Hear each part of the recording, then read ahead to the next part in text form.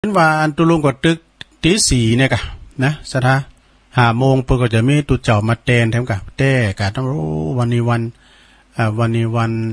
นพัดฉะนั้นก็วันนี้ตุลุงก็ตึกตีสี่นะเด้อตีสี่กับ57 นาทีเนาะท่านอาจารย์เพิ่นบอกว่ามีแถมตัวนึงอยู่ไปเฝ้าเมาถึง7 สุมาเด้อเริ่มแรงเบิ่นนี่เข้าถึงกะมื้อแรงเบิ่นก็มาฟังครับในสถาเด้อโอ้ตุลุงก็เกมทำไว้มันผูกนะเป็นหยังเนาะ ขอบคุณนะยายจันเด้อก็ว่าโทรมาอยู่ใจนี่ตุลุงอย่างใดจะเมาอยู่หมดกายนี่ ขอบคุณยายจันหนักๆเนาะก็เกมทาวันเดี๋ยวที่แต่เอาคุณปอคุณแม่มาเล่าต่อกะเป็นหยังผูกก่อนเนาะเป็นหยังผูกก่อนผูกก็เป็นวาระของตุลุงอยู่เนาะไม่เป็นยังเกมกำอูวันนี้นะกำเดียวเอานี่มาวาทำกำหนึ่งเกินของแม่เดือนเพ็ญเพิ่นเดินทางไปถึงไหนแล้วหมูนำเดี๋ยวนี้นะ เดินทางไปถึงไหนแล้วโอ้มันฟังไต่ฟังเนอเนี่ยตุลุงน่าบุญนะกะ เพิ่นมีเต็มตุนหนึ่งอยู่โด5 โมงเลยนะก็ฟังในสนาเด้อฟังกันไปเนาะก็ดีว่าตุลุงก็จะขอประกาศข่าวสารงานบุญนี่กันเนาะ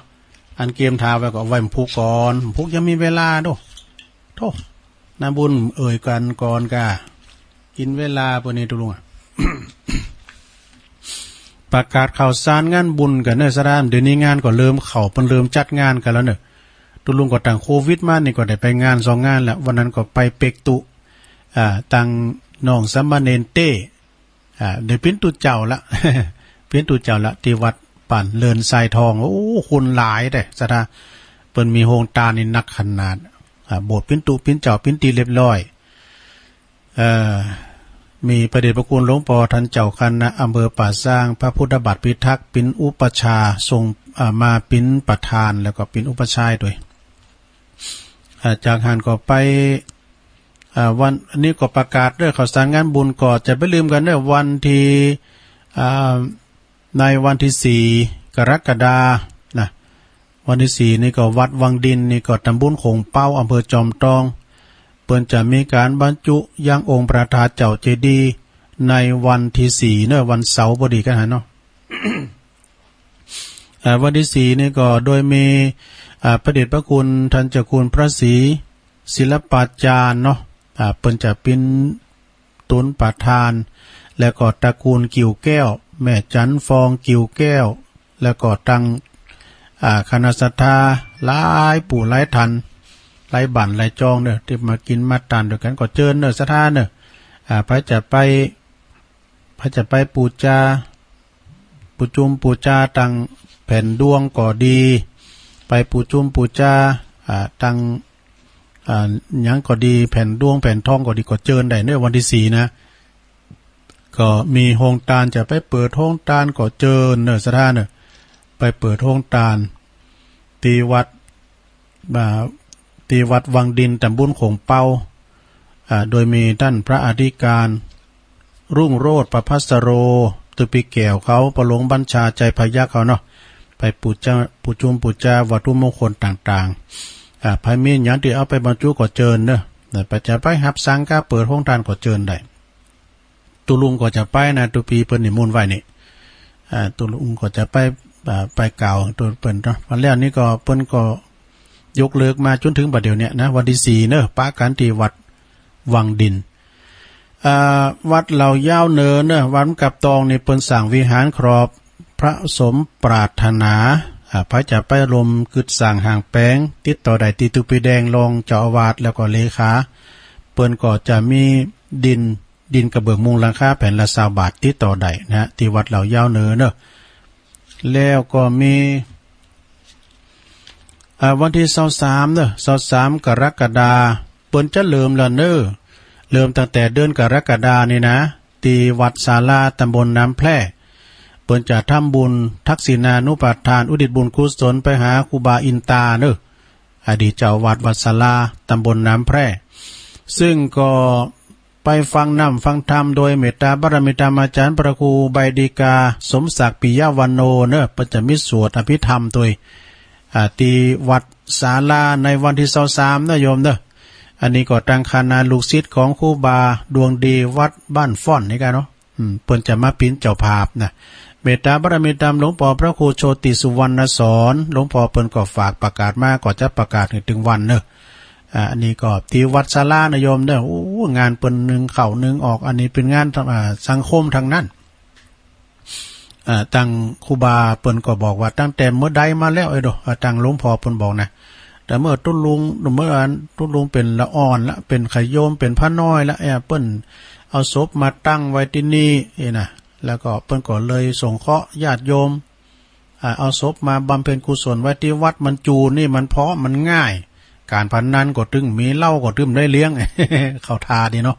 ตุเจ้าก็ได้เตียวไปไก่นะสวดนี่เทศเนี่ยนะ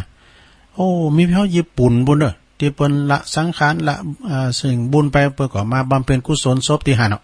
ที่วัดศาลานะวัดศาลาตำบลน้ำแพร่เพราะว่าที่หันนี่ก็โอ้เพราะว่าจะเป็นคุณที่ไหนก็ตามกรุงเทพกรุงนาเปิ้นจะเอามาบำเพ็ญกุศลไว้ฮะนะก็ต้องขอบคุณในวันที่23เด้อ23กรกฎาคมจะเริ่มตั้งแต่เดือนนี้เป็นต้นไปเปิ้นปลดล็อกแล้วนี่นะก็จะทำบุญไปกูเดินก็ไปฟังเทศจากท่านพระครูใบดีกาสมศักดิ์ปิยวันโนแล้วก็มีสวดอภิธรรมโดยที่วัดศาลาเด้อต่างลูกศิษย์ลูกหาครูบาบ้านฟ้อนครูบาดวงดีปิ้นเจ้าภาพนะ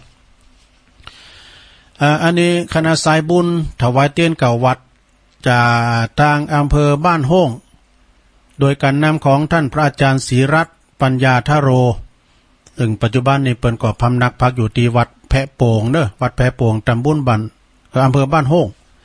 ตำบลเหล่ายาวเนาะแพะโป่งนะอำเภอบ้านโฮ่งจังหวัดลำพูนนะเปิ้นก็เป็นผู้นำบุญนะตุปีศรีรัตน์นี่ปัญญาทโรเปิ้นจะไปตานเตนวาซาเนอะในวันที่7 กรกฎานะวันที่7 กรกฎาจะไปสายอำเภอดอยเต่าอำเภอลีนะเดี๋ยวนี้รถตู้ประมาณ10ตู้แล้วนะ10กว่ากันละ10กันตู้นี่นะพระจะไปก็ไปแจ้งความจำนงประสงค์หมายใดเนอะที่ท่านพระอาจารย์ศรีรัตน์ปัญญาทโรที่วัดแพโป่งเนอะเฮาก็เปิ้นว่าสัก8 โมงก็ไปจุไปรวมกันที่วัดแพโป่ง8 โมงล้อหมุนเนอะ8 โมงของวันที่7 กรกฎาคมนะโอ้ใส่บุญเปิ้นหนักเนอะพี่น้องตั้งบ้านโฮงแล้วก็หลายตีหลายตั้งแต่ไปกินแปะตานกันตั้งตุปีศรีรัตน์ปัญญาทโรผู้นำบุญเนาะผู้ขอประกาศแถมนะแล้วก็ศรัทธาวันนี้ก็ใครไปซื้อข้าวซื้อของสินค้าราคาถูกเนอะยังมีอยู่นะวันนี้แถมวันเนี่ยวันที่2นะวันที่2แถมวัน1 2ว่าก็มีวันนี้ก็มีตั้งแต่8 โมงถึง4 โมงแรงนะที่สนามกีฬากศนอำเภอดอยหล่อจังหวัดเชียงใหม่ไปจะไปซื้อไปหาบ่ว่าจะปิ้นตั้งเครื่องอุปโภคบริโภคมีไข่ไก่ก็ดีน้ำมันพืชก็ดีน้ำตาลทรายข้าวสารบะหมี่กึ่งสำเร็จรูปปลากระป๋องผงซักฟอกนะบ่ว่าจะเป็นน้ำยาล้างจานซีอิ๊วน้ำปลาโลมไปถึงสินค้าการเกษตรผลิตภัณฑ์จากชุมชนโอท็อปนะของอำเภอดอยหล่อจำหน่ายให้แก่ประชาชนในราคาต่ำกว่าท้องตลาดเด้อวันนี้ไปขาใดอันใดก็ปากันไปอันนี้ก็นายวิจัยเพ็ญพัฒนากุลท่านอำเภอดอยหล่อฝากประกาศมาเด้อ ต่องานต่อไปก็สดาญาติโยมจะไปลืมเด้อเปิ้นก็จะมีการปูปื้นวิหารหลวงนะอันมีอยู่600 ตารางเมตรเกินนะที่วิหารวัดมอนหอยแก้วเนอะ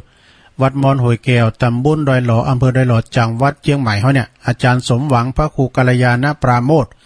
โอ้ยเปิ้นแปลงคู่กันนั้นกันไปเจดีย์ก็ดีแปลงเนาะ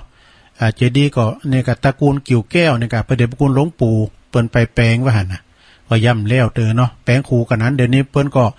มั่มมึกเอาตังวิหารโดยเปิ้นจะปูหินแกรนิตนะตารางเม็ดละ500 บาทเด้อสดาเด้อ พระจะไปรวมปิ้นเจ้าภาพก็ติดต่อได้ตีท่านพระอาจารย์สมหวังหรือว่าตังปลุงแดงเขาก็ได้ปนานทิศเขานะที่วัดม่อนห้วยแก้วไปกินไปตานกันแล้วก็เพิ่นจะมีงานใหญ่ปุ้นออกวาสาปุ้นเพิ่นจะบรรจุถาดเหมือนกันนะออกวาสาโพมกฐินพอดีนะแต่วันใดนะก็จะได้บอกกำเนาะแล้วก็อันนี้ก็เชิญรวมทำบุญนะฮะจะลองอายุวัฒนมงคลครบ72ปีพรรษา52ของท่านพระครูกัลยาณธรรมนิวิตหรือว่าครูบาเจ้าเสาคำถาวโรเจ้าคณะเจ้าอาวาสวัดศรีเตี้ยเจ้าคณะตำบลศรีติเนอะในวันเสาร์ที่4กรกฎาคมเหมือนกันเนอะเปิ้นก็จะมีการสืบจัตตาโลงนะแล้วก็ถวายพระทหารเพลโดยก็เจิญเนอะหลวงพ่อเปิ้นจะไปนี่ว่าไปตามใบนิมนต์นะเนี่ย เลยขอปิ้นกระบอกเสียงประกาศบอกเอิ้นเชิญชวนครับพี่น้องศรัทธาลูกศิษย์ลูกหาอยู่ไกลก็ตามเพราะว่าครูบาเซาค่ำนี่เปิ้นปิ้นพระมหาเถระปิ้นลูกศิษย์กุ่นกุฏิของครูบาสุรินโทด้วยไปสืบจัตตาหลวงโดยกันพระจะไปหับปิ้นเจ้าภาพสังก็ดีจะไปหับออกห้องตาลก็ดีก็เจิญกันได้เนอะเวลา9 โมงนั้นเปิ้นก็จะมีการเจริญพระพุทธมนต์สื่อโพราจัตตาเปิดปิ้นขวัญและกำลังใจครับอาจารย์ท่านพระครูกัลยาณธรรมนิวิตหรือว่าครูบาเจ้าเสาคำเจ้าคณะตำบลศรีเตี้ยเจ้าวัดหลวงศรีติก็ไปกินไปทานกันครูบาเจ้าเสาคำนี่เปิ้นก็อายุ72เฮาพอสีหนุ่มนะโยมนะเฮาพอสีหนุ่มแต่ว่าเปิ้นเป็นคุณเต็มเนาะขามขอเดียวพอเลยสีหนุ่มแล้วก็เปิ้นมีศีลจำดีเนอะเพราะว่าจะปิ้นสวดมนต์ตันกันอย่างกันเนี่ยเปิ้นจะไปปิ้นเก้าเจ้าปิ้นประธานในการสวดมนต์ตันโอ้ตัวลุงนี่มือตึกตันตึกเคยไปสวดด้วยเปิ้นนะตีเฮาได้นะนักหรือเฮาได้กัน อันนี้เปิ้นสวดมนต์เปิ้นเอาติ๋มนะสวดมนต์ตันหมายถึงว่าสวดมนต์ติ๋มเปิ้นเอาติ๋มสูตรนะสดาญาติโยมทั้งหลายการว่าสวดมนต์ธรรมดาเฮาจ้องหันหน่อยจ้องอันนี้หน่อยนะอย่างวิรูปะเคเนี่ยเปิ้นก็เอาหยังก็อันวิรูปะเคเนี่ยอย่างอัปปมาโนกะเมตัญจักเนาะอันนั้นก็สดาญาติโยมก็ไปรวมมุทิตาจิตกันเนอทุกวันที่4กรกฎาคมเป็นวันเกิดแฮปปี้เบิร์ธเดย์วันฉลองอายุวัฒนมงคลของครูบาถาวรครูบาเจ้าเสาคำถาวโรเนอะที่วัดหลวงศรีเตี้ยนะ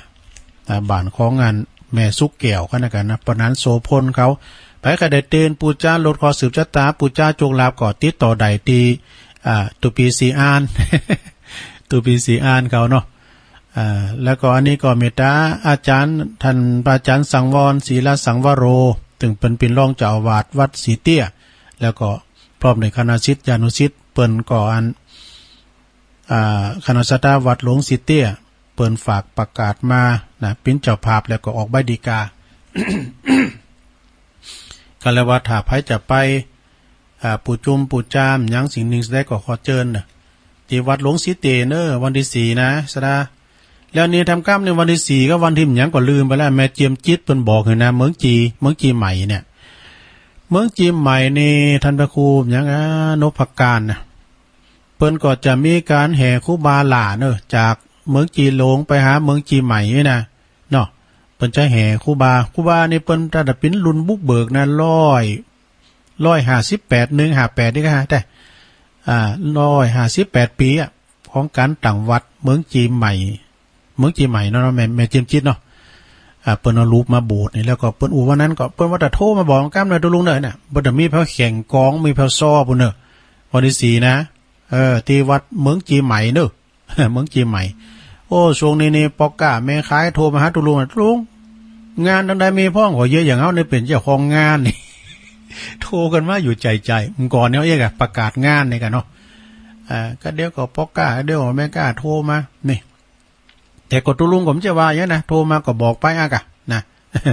โทรมาก็บอกไปเนาะมีหยังเนาะไผไก่ถามหยังก็ดีไผไก่โทรถามหยังก็ดีงานไก่แต่วันที่4นี่ก็ไปปะกันที่วัดวังดินเนอะสถานเนอะวัดวังดินนี่ก็ตั้งอยู่ตำบลขวงเปาอำเภอจอมทองจังหวัดเชียงใหม่ และมแมลงบึดตุลุงนี่ถ้าเตธรรมนะเทวกาถาเกิดถึงกุลของเทวดานี่เป็นธรรมสาธโวนะแมลงบึดนี่ได้เต้นแน่นอนอ่ะแต่เจ้านี้จะเมาถึง7 โมงว่าหุ้มสังให้ฟังทีๆเพิ่นเขียนไล่มา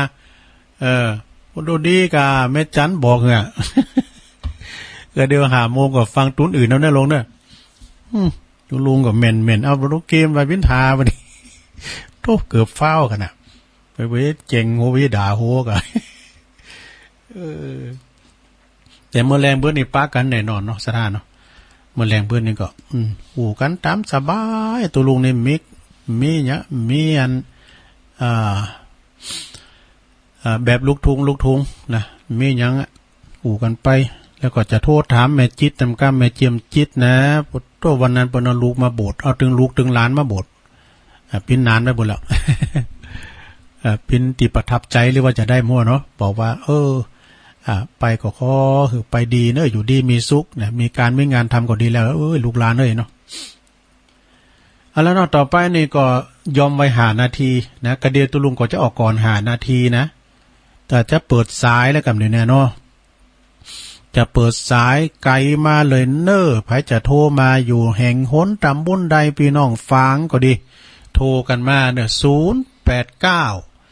955 6506เจริญปอน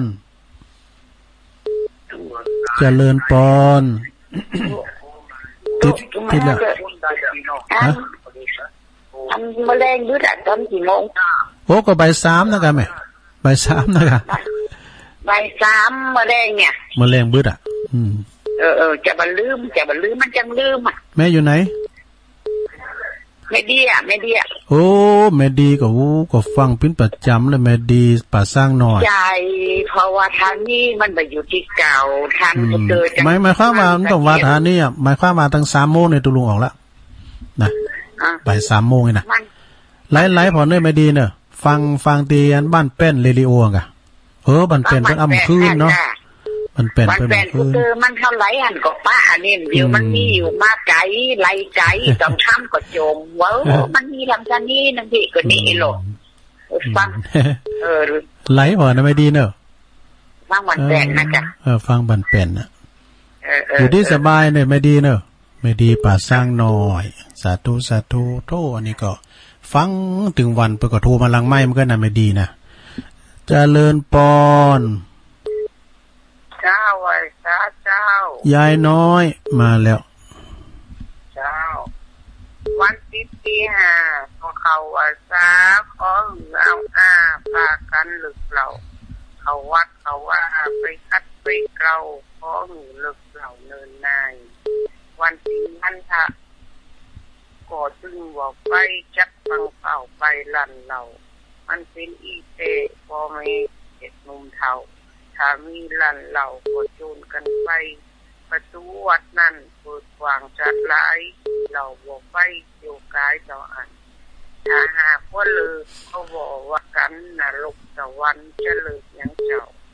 ยายน้อยเราควันคนตีมักเราไปจังคนเถ่าเนินนายจักว่าไปหนักจักไปลายยายโคตักนายหลับเราเจ้ากำยองวันละกรรมนะเจ้าวันนี้กำวังมักนะเจ้าภาษาไทยแปลว่าชอบนะเจ้าเราควันขี้เหล่าให้ยายน้อยกาดนัดบั่นตอนโลงเนาะเจริญปอนภาษาจ้าตะลุงตั้งใดจ้าแม่โนนะแม่พินประแดดเจ้าแม่พินป่าแดดแม่พินนี่เป็นน้องแม่โนนเนาะปีจ้ะปีแม่โนนนะเนาะฟังเจ้าละกะเจ้าฟังเจ้าเพลงละเจ้าดีกะป่าแดดเนาะปุ่นโต๊กแม่พินผมมาโต๊กเจ้าเหมือนกันตอนนี้ก็ฮ้อนมาโต๊กเนาะเจ้า 40% ก็แต่นี่ขอบคุณแม่พินนักๆเนอะฮะเจ้าสาธุโทรเข้ามา089 955 6506เกือบเฝ้ากันวันเนี้ยเจริญปอนไปจ้าเจ้าไม่แดงฮ ย่อยกันใจ โอ้ เจ้า แม่ย่อยสันทรายแม่สมผัดแม่สมผัดพิษผาด มัน โอ้ ก็รู้มาตีสาม โอ้ดีกะเมื่อเพลงนั้นดอยน้อยออกฟังก็มีแฮมเนาะ ฮะ ยิดก็มีแฮมเนาะ บ่าย3 โมงแรงเบิดกะบ่าย3 โมงแรงอดวันนี้เกือบเมาถึง7 โมงกะกลางกาว่าจะดีเนี่ยนำเรียนหลวงพ่อนะหลวงพ่อภูมิได้แฮมกินเลยบอกอื่นเน้นจะพินทาเน้นลูกหนึ่งเข้าเนยนั่นพุกตุลุงวางนั่นตุลุงเนี่ยเดี๋ยวจัดแล้วนะถึง7 โมงนะมันฟังไต่ฟังเนื้อนี่นะเอ้ยคนเท่าไม่ยากเนาะดีกับแม่จันน่ะมาเป่งเรื่องก็แม่จันนี่เขาบอกว่าแม่จันเนี่ยโทรมาอยู่ติ๊กๆอยู่เนาะโทรทางไลน์กันเนาะเอี่ยไม่ยากเนาะมันผิดพลาดไปได้ยินดีนะครับยินดีไปสมผัสนะบึดฟังกันดื้อสาธุกำลังบอกหลวงพ่อมานี่จะช่วยกันอู้เนอะไอ้ดูเจริญปอนผมขอการรักษาครับผมไอ้ตุ๋ยมาแล้วไอ้ตุ๋ยโซล่าไฟแดงมาแล้วตุ๋ยเราปะก้อยไอ้ตุ๋ยฟังจะละก่อนหน้ากับพี่นันอุดฟังไปแล้วก็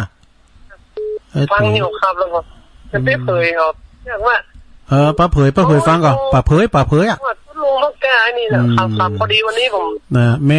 เอ็มซุ่มไก่อ่ะบุรุษขายไก่กาเป็นล้านมันโอ้ไข่แกนเดียวนี่นะเป็นที่คอยหรอโอ้ซุ่มไก่เปิ้นนักนะปุตโตเราปะก้อยนี่ดังทั่วประเทศเพราะไก่ชนเราปะก้อยสามารถชนะไก่พม่ากันนะเนี่ยกาบงาบเลยตุ้ยฟังเจ้าแล้วนะของคนได้เป็นลงน้อยเหรอลงน้อยท่านเนาะเทวราชหยุมปัญญาเนี่ยแล้วลุงนิดก็สนิทกวางตะเข้ามาเนี่ยนะอาจารย์นิ่มอุปถัมภ์เขาเนี่ยโตเน็ตเนาะส่งกระแสเสียงไปครับถ้าฟังกันอยู่นะครับผมโอ้ฟังกันอยู่เนาะพอดีผมใส่น้ำถ้าครับใส่น้ำกลางคืนมันตกนักหน่อยอย่างเงี้ยแต่การมันรู้กันโน่ขอบคุณไอ้ตุ้ยนักๆเด้อครับผมขอบการรักษาโอ้ขอบคุณโตอันนี้ก็เคยกันเด้อเคยก็ไอ้ตุ้ยได้แต่โทษเจริญปอนตัวแทนพี่น้องเราปะก้อยตัวแทนพี่น้องตั้งปูนโอ้ลองเคอกว้าวแม่เย็นเจริญปอนโยมมาสการเจ้าโอ้ยายพรมาแล้วล่องวัวแดงสังกัดแบงเชียงใหม่ซอเลยกันโทษจักเงินนะยายพรฟังเจ้าแล้วกะเจ้าดีกะล่องวัวแดงโอเคฮะเจ้าเจตธรรมปาละมีปันเจนพระครูบุญส่งเขาเป็นตานทำวันนั้นกะตุลุมได้เตะมาเตะวันเนี้ยโอ้ยอย่างลืมอย่างเดียวฮะลืมอย่างเดียวแต่เจ้าบุตรจะเมาเบิ่นว่าตุลุงอ่ะน้ำบุญฟ้าวกะก็ตึก4 โมงไปเนี่ย4 โมงไปเดี๋ยวตุลุงก็จะเป็น1 เข่าไว้ก่อนจะเป็นโลกเฮ็ดถอบกินวันนี้ได้เฮ็ดถอบไปกะเอาเสียดไปใน2 ฟิตมั่นใจมันเอาไว้2 ฟิตหรอกเปิดมาตานพองเสือไว้พองกะว่าก็โคมคือเปิ้นก็ถึงหูโดยการแหมกินตัวจะเปิ้นปักอาบัตนะจะอาบัตเล็กน้อยมันกันห้อมแหมก็อัตโนนาโถได้มันก็เป็นอาบัตเหมือนกันนะตัวเจ้าแหมกินเนี่ยแต่ปีนี้ก่อไฟนี่ก็พิษนะ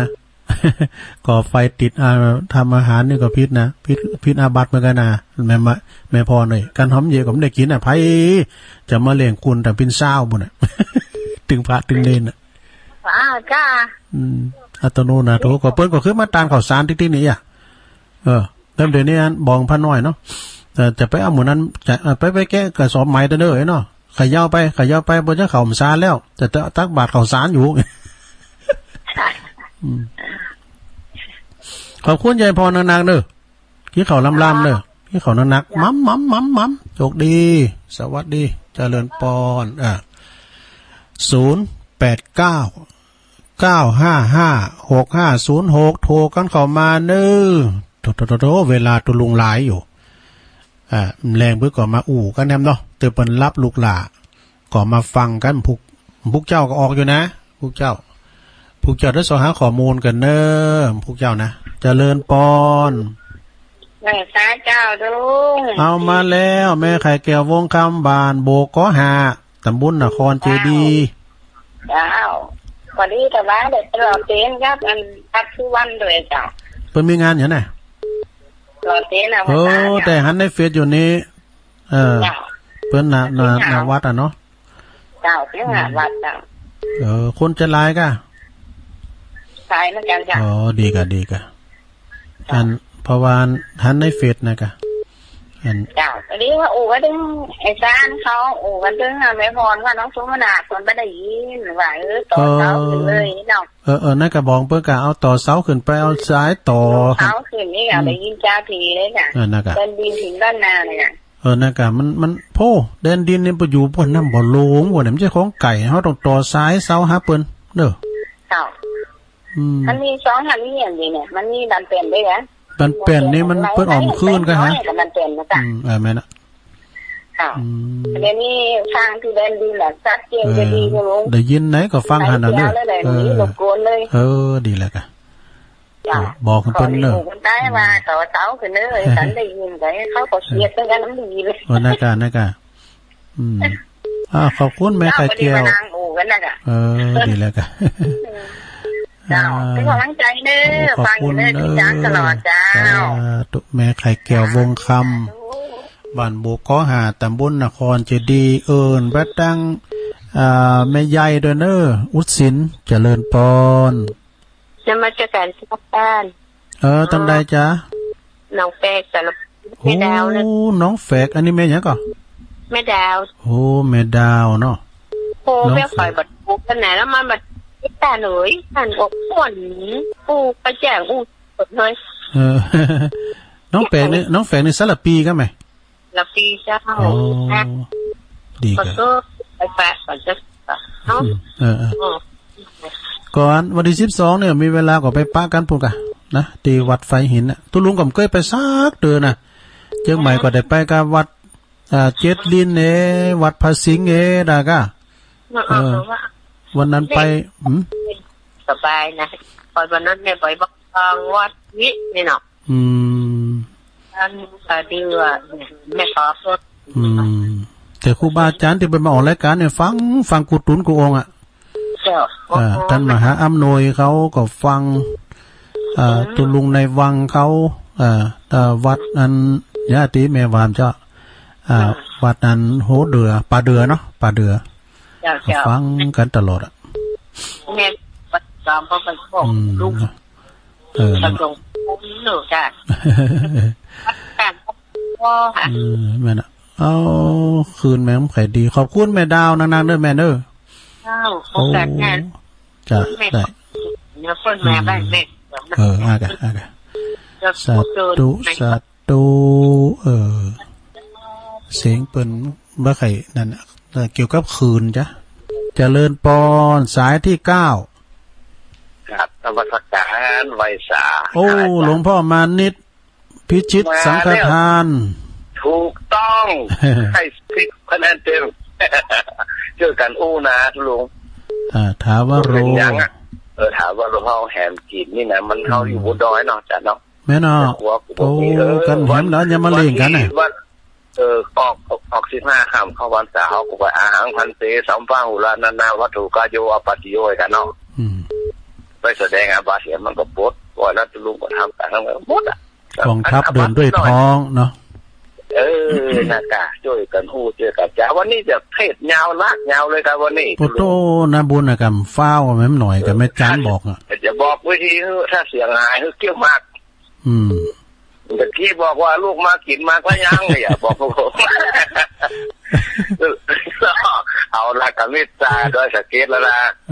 ติวยองนี่เนาะเช้ามาเดี๋ยวนี้ผมไล่ในปฏิทินนี่นะวันที่14ค่ำเนาะตรงที่4เนาะนั่นก็ว่าไปจุลุงผมคนนิมนต์จุลุงเตะทำมันให้ส่งเข้าภาษาเนอะจะไปคูณหากันเนอะเดี๋ยวก่อนผมรู้ว่าเป็นเลิกผิดหรือถ้ามีนี่นะมันจะเลิก เอาตุลุงเทศอันนี้ส่งเข้าภาษามันเปิงแล้วก็เทศไปก่อนการเทศโดยก้นไปหมดลุ้นโอ้พี่ยังนะเทศฟรีก็ได้กันพี่ยังหมดเดียวกันอ่ะอันนี้ในการเทศเลยนะจะว่าอ่อนจะว่าหันแก่ลาบนะใจนะกันใดก็ดีเขาก็คือมันเป็นธรรมดาในการเทศตุลุงอย่างผมแปลเนาะติ๋วมาเปิ้นดิมุนเทศมีการก็ถึงเทศไปหมดอ่ะ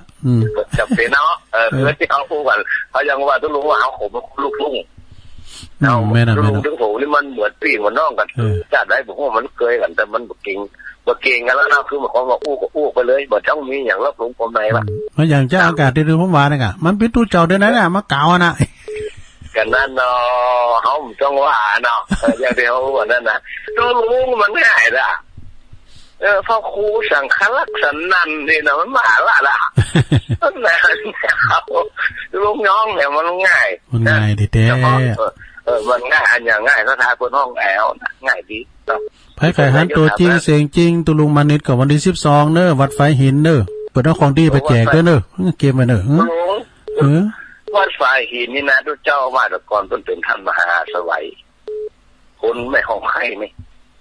ก็ดร.มหาสวัยเปิดกับพิจารณาอยู่นะกะเดี๋ยวนี้นะก็ได้ยินว่าคนจะไปอบรมกรุงเทพนะผมป้าบอกนะว่าท่าน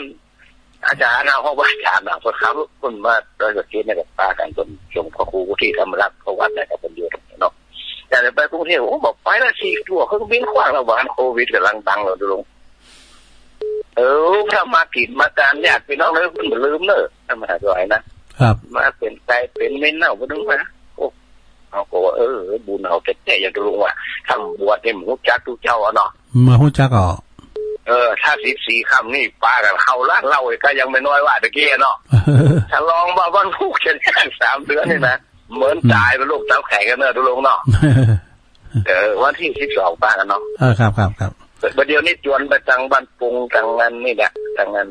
บ้านไทยพัฒนานี่นะแล้วก็ยาสถานนี่เป็นตัวอย่าสัก10 คนเอารถผู้บำนาจบอกเขาเนอะบอกเขาบอกเขาหันเนอะรถฟรีผมจัดการการโดยสารนั่นแหละถ้าบอกป้าทุลุงย้อว่าไว้ไปได้ก็จานเด้อถ้าไปเป็นอย่างก็โทษไปป้าสังสรรค์กันป้าสังสรรค์กันเขาได้ไว้ได้สารแนะนำกันไปมวนไปงานกันไปทำกิจกรรมรวมกันนี่กันเนาะได้ทั้งมวนได้ทั้งบุญผมถึงอธิษฐานอยู่แรงบึ้อู่กันแถมแต่อีกกันเนอะปีนเอาขออนุญาตวางสายก่อนเนอะสาธุลุงมานิดเนาะถาวโรเจริญปอนแล้วกับว่าจากเจ้าตุลุงไม่สิเตี้ยสิละทนเนอะทางเติมมาแต่เจ้าแล้วเนอะเจ้าแม่สุกแก้วศรีลาพรมาแล้วเจ้าติดตามตลอดเนอะตุลุงคนปล่อยจานที่ไหนก็2-3 วันก่อนนั่นน่ะไปปุ่นน่ะไปสิงห์บุรีที่หลวงพ่อจันลันเพิ่นไปที่หลวงพ่อจันลันแล้วก็ไปที่อุทัยธานีวัดท่าซุงพ่อฤาษีลงดำหลวงพ่อฤาษีลิงดำไปหลายวัดหลวงปู่ทวดเขาน่ะไปป่าเปะป่าไซเลนเนี่ยหลายตีเจ้าอนุโมทนาบุญด้วยเด้อดีแล้วกะจ้าติดตามตลอดลุงไปไหนก็เอามาเล่าฟังให้เนาะถ้าความนี่ฟังขึ้น98นี่ชัดเจนแล้วเจ้าเมื่อคืนเนี่ยชัดเจนดีเนาะเจ้าคือแล้วตุลุงก็ฟังอาจารย์พระครูจนจบคือแล้วนะ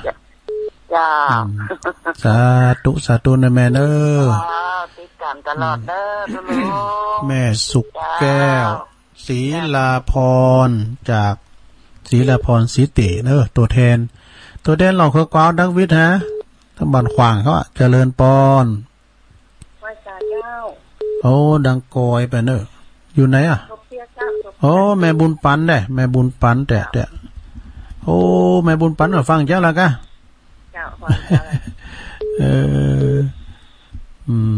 แม่บุญปันศพเตี้ย12ก็ไปเนอะวางนะมันปะกันกินตานกันมันโมนเนาะก็มันทำกิจกรรมมันไปปินอย่างเนาะไปพบป้าสังสรรค์กันเอาไปกินนั่นข้าวจี่ตัวเบิ่นไว้แล้วเจริญปอนเนอแม่เนอแม่บุญปันศพเตี้ยจำต้องหน่อยนะเจริญปอนราชการครับผม โอ้หลวงพี่นิพนธ์มาแล้วเนาะครับผมอ๋อหลวงพี่นิพนธ์ดอยสะเก็ดวันนี้มาเร็วไปเร็วหน่อยนะครับวันนี้ผมมีกรมาฝากอยู่ครับก็สมบทนะเอาเลยเนาะครับจงเตือนตนทุกวันจงหมั่นฝึกครับจงระลึกทุกวันหมั่นฝึกฝนว่าเกิดมาต้องตายและวายชนบุญกุศลรีบทำก่อนอำลาอยากได้ดีไม่ทำดีนั้นมีมากดีแต่อยากหากไม่ทำหน้าคำหนาอยากได้ดีต้องทำดีอย่าลีลามีแต่ว่ารอแต่ดีไม่ดีเลยกราบนมัสการครับผมโอ้คมจริงๆคมชัดลึกขอบคุณหลวงพี่นิพนธ์ครับว่าไว้สาครับโธ่อันนี้นี่มาวุยไปวุยได้ใจความเนอะนี่นะวัดพระธาตุดอยสะเก็ดเนอเพิ่นฟังตุลุงอยู่เจริญปอนติดแล้วฮัลโหลติดแล้วนะอูได้เลยเพิ่นอูเอาใหม่มาใหม่เจริญปอนการจ้าตุลุงข้าโยมพิสมัย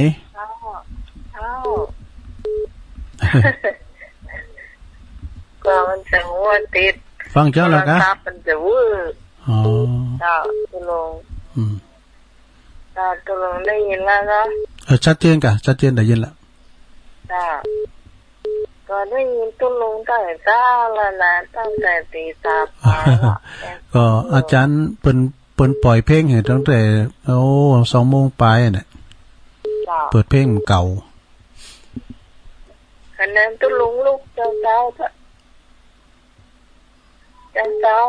คนนึงอยู่รออยู่ละตี 1ปลายตุลุงดึงลูกละตี 1ปลายหน่อยตุลุงดึงลูกละทางพุ่นส่งสัญญาณมาทางเพศกับทางคาดปุ๊บนะเจ้านะนั้นมันแรงบึ้นน้องฟังต่อ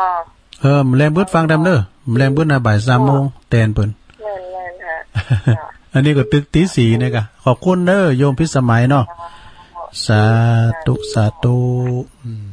อันนี้เปิ้นก็จัดรายการเหมือนกันนะเจริญปอนไว้ช้าเจ้าตั้งใดจ๊ะไว้ช้าเจ้าหมดม่วงโอ้ไม่อำพรน่ะโคมาเรียกติเจ้านี่ดีกะไม่อำพรหวยโมงไอ้เวียงยองเขาน่ะแม่สุภลักษณ์เขาก็หายกันไปหมดเลยฟังกันเลยก็มาหายมาโทรตันนะจ้ะมันโทรมันเต้นกันเนาะเป็นยังมันโทรมันตันน่ะเลยเด้อไอ้ลื่นลงเขาแม่สุพรรณเขาหมดเนี่ยลายทันที่เพิ่นโทรมามันได้เนาะโทรมาตันน่ะเนี่ยเดี๋ยวแม่โทรมาตั้งตันน่ะแม่สีตั้งตุ่นพึ่งแม่สีตุ่นพึ่งตั้งสลับปีเนี่ยแต่เมื่อฟังได้ยินกันโอ้แต่เมื่อฟังทำได้ยินแค่เมื่อฟังมาสลายได้ฝนโตกันได้น่ะด้วยหน่อยมีฝนเจ้าแม่มีฝนมีทั้งชั้นเป้งมีว่ามันคุณโม่บ่มีว่ะเป็นยังมันใจมันติดหัวใจมันติดหัวใจเดี๋ยวฝนน่ะมันน่ะมันจะเปิ้นปันเขตปันแดนแหละมันแห้งแล้งเกินน่ะบ่รู้ยากว่ะแห้งแล้งเฮ็ดขอคนจะได้กินก็เพิ่นชื่อแล้วก็อ่ะมันเอาไปหาก็ถึงลูกซื้อเอาเดี๋ยวในวันนี้ก็อัดไว้ในตอน2 ฟิตตู้เย็นน่ะมุดเอามาตุ่มซะหน่อยนะแล้วเฮ็ดลมก็ออกแล้วว่ะเฮ็ดลมเฮ็ดวงเฮ็ดโชว์ของหัวเนี่ยโชว์น่ะออกแล้วอ่ะมันฝนตกซึ่งดอกตั้งเปิ้นออกอ่ะตั้งถึงมันจะอย่าเด้อไว้ช้าเจ้าขอบคุณแม่อำพรหลายๆเด้อสาธุไปน้องหวยโมงบันทิเด้อเอาเข้ามาแถม089เป็นว่า9556506เนาะ9556506 089นะ08995560506เมืองฟ้างถ้าได้มีปัญหาเนาะแต่กูเตือนในแม่ปันนี่ครับปหน่อยบุญปันเขาก็ไปโทรมาแล้วนี่ วันนี้หายเชฟหลังกาดแม่สาวเขาเจริญปอน เจ้าไว้สาเจ้าตัวเลย ตั้งใดจ้าด้านเจ้าก็ได้เจ้าอันนี้แม่โนนเนาะเจ้าแม่โนนมาแล้วจ้ามันก่อนจะลงใบว่าแทบตรงไปเถอะไปตัวท่านอาจารย์พระครูสมหวังอ่ะวัดน้ำขนาดเลยนะโอ้เจดีย์บนจัดใหญ่นะแม่เจดีย์100 ล้านขอบได้หูไปหันกับมันแม่บุญปันอูบค่ำกับแม่นิดก็เนี่ยเป็นโจไปอาจารย์สมหวังจะที่เป็นแก้วเป็นทองอะไรอย่างนั้นไม่ได้จ้ะเปิ้นน่ะเคยไปแล้วจ้าได้อย่างนั้นเป็นอะไรเนาะวัดหลวงจ้ะนี่กะวัดเปิ้นใหญ่เป็นกำลังใจให้แม่เจ้าขอบคุณเน้อแม่นนเน้อสาธุบุญรักษาแม่นนป่าเดชนี่นะแม่นนนี่บัดปิ้นปีแม่พินนำคำเจริญปอนเด้อเข้ามาใหม่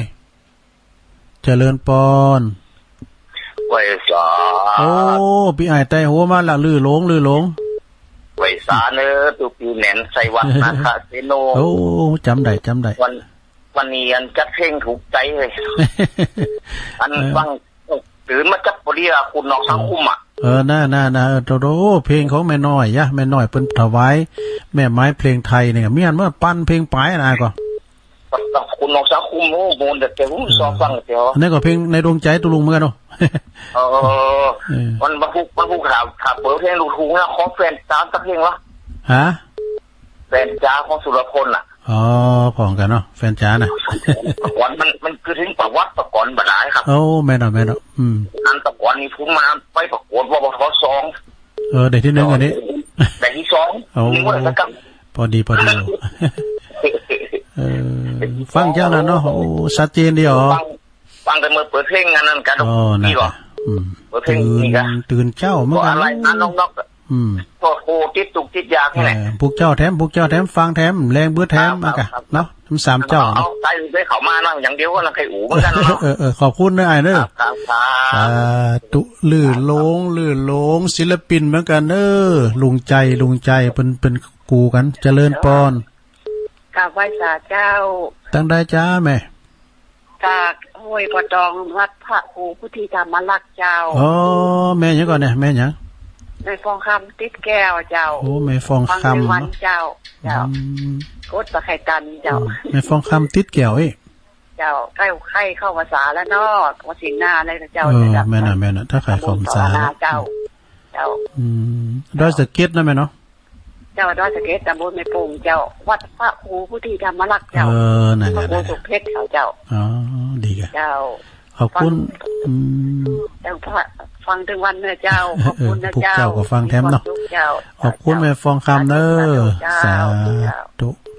แม่ฟองคำติดแก้วเจริญปอนเจ้าไว้สาวเจ้าตุลุงแม่เอื้องไพรเนาะได้อยู่เนาะฟังตุลุงตั้งแต่ตุลุงไหว้พระมาแล้วเจ้าแต่ก็เป็นกำลังใจตุลุงเน้อแปดปักมากเนาะทางฟังมาสักสายเนี่ยทางฟังทำได้ยินได้ต้นกระท่านบัดตันก็ตุลุงนั่นเนาะกูเตยในมอหรือเปล่าเนี่ยเจ้าเป็นกำลังใจขอบคุณแม่เอื้องไพรนักๆเด้อสาธุแม่เอื้องไพรไปกว่าคายโคของกินของหวานอย่างนี้เจริญปอนตุลุงแม่จันเพ็ญบ่อีหวำได้ยินก็อ่ะแม่จันเพ็ญคำโพธามาละแม่เล่งเอามนกันไปแอวพุ่นนะโทษกันไปเปิดหูเปิดตาไหมแอมกัมไปกะไปท่าซุงก็ไปจันทารามหลวงพ่อฤาษีลิงดำเคยไปแล้วกันไหมไปแล้วไปไหว้พระสงฆ์ก็ไปมาหมดแล้วกาลุงกันแล้วได้ไปเนี่ยปวดไปถึงงานที่วัดโมงครับปวดแคบหายก็แล้วก่อนพระเพิ่นไปใดมาอยู่บุญมาบอกไปมาสู้ขึ้นไปเพิ่นน้ำไหวลุมไปนี่ก็มาสู้ขึ้นไปบุญวะเอาแบบไหนก็เมาไว้ไปซื้อใหม่กะไปว่าเน้น อยู่บุญเขาแต่ซุปขึ้นไปมันฮ้อนแย่ตอนนั้นน่ะเดดมันฮ้อนน่ะไผจะถือวิสาซาซุปแคบหลวงตูเจ็ดงามในแคบมันก็อย่างเจ้าเนี่ยเจ็ดงามขึ้นเอาซุปขึ้นไปบุญมันวันนี้เดี๋ยวไปทางใดแม่จันเพ็ญวันนี้จะไปชมที่วัดเมืองจันทร์อ๋อดีค่ะ12เนาะ12ก็ป้ากันเนาะเจอกันเนาะโอ้แน่นอนกะขอบคุณหลายๆเด้อเห็นแม่หนุ่มเส้นแม่ก็ไม่เปลี่ยนก็ไม่เอามาลาโอ้เปิ้นเอาโฮงตาลขนมเส้นไปดูหนุ่มเส้นต้องนี้ว่าจ้าแม่ดีแล้วจะได้ห่างตองไว้ดูเนี่ยสาธุเด้อสาธุเอาน้ำสายสุดท้ายเนี่ยเดี๋ยวจบละเจริญปอนว่าจะตุลุงโอ้อันนี้ก็แสนพรหมมาละแม่สุทัศน์เจ้าหอนแต่ตุลุงนะกะนั่นเป็นการเข้าวันนี้นะกะขอบคุณหลายๆเด้อเจ้าชัดเจนโอ้สาธุโอ้ขออภัยเนิ่มได้เต้นทนสายอันเนิ่มเดี๋ยวนี้โอ้ถึง55เลยในตุลุงได้ออกรายการเกินเด้อเบิ่งจะไปทนสายตอนแรงเบิ่นเด้อพร้อมเดี๋ยวนี้จะได้ออกรายการแล้วเพราะว่าเดี๋ยวเพิ่นจะเสริมรายการเนาะขอบคุณกูเสียงกูสายเด้อสถานเดิมผูกไปปะกันใหม่อยู่ดีมีสุขเจริญปอน